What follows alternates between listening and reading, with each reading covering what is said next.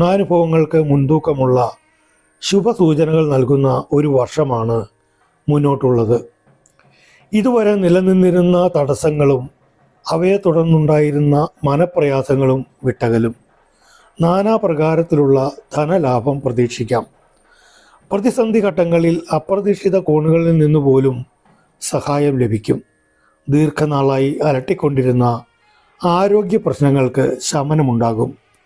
ഗൃഹത്തിൽ ഐശ്വര്യവും സമാധാനവും സമ്പത്തിൽ വർധനവും ദൃശ്യമാകും. പ്രവർത്തികളിൽ ആത്മവിശ്വാസവും ധൈര്യവും പ്രകടമാക്കും. സന്താന ലാഭം ഉണ്ടാകും.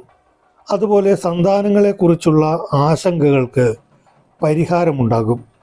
മനോഭാവത്തിൽ ഗുണപരമായ മാറ്റങ്ങൾ അനുഭവപ്പെടും. കുടുംബസൗഖ്യം അനുഭവപ്പെടും. വിദേശവുമായി ബന്ധപ്പെട്ട് ഗുണാനുഭവങ്ങൾ ഉണ്ടാകും. ചെലവുകൾ നിയന്ത്രിക്കാൻ